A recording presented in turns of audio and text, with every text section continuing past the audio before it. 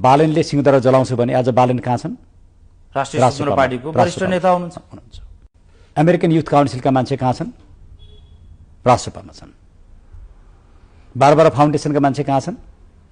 राष्ट्रसभामा छन्। अनि Barbara फाउन्डेसनबाट donation लिएर काम गर्ने मान्छे कहाँ छन्? राष्ट्रसभामा छन्।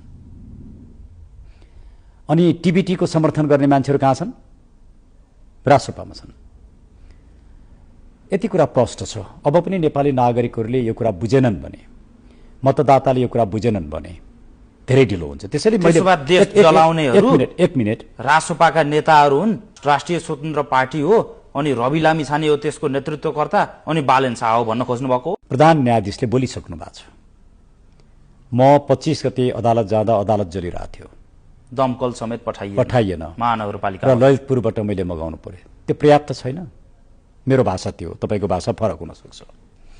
त्यसैले प्रश्न के हो अब भने मुलुक दुईटा कितामा छ। सेनाले पछि प्रष्टीकरण दियो नि फेरि त्यसै सन्दर्भमा। त्यो कति गलत थियो, कति गलत थियो। सेनाले प्रधान न्यायाधीशको स्टेटमेन्टलाई सेनाले काउन्टर गर्दै हिँड्ने हो, सेनाको त्यो भूमिका हो।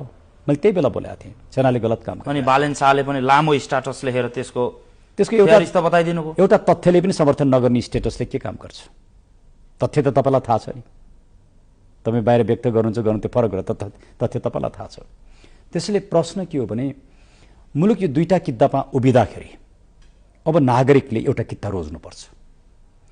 तपाईँ मुलुक बर्बादीको साक्षी बन्नुहुन्छ कि तपाईँ अब मुलुकलाई जोगाउनु पर्छ भन्ने विचार लिएर एउटा हिम्मतका साथ, एउटा रिजनका साथ मुलुकको माटोलाई एकचोटि समातेर कसलाई मत दिने भन्ने निर्णय गर्नुहुन्छ। त्यसैले यो निर्वाचन सामान्य निर्वाचन छैन।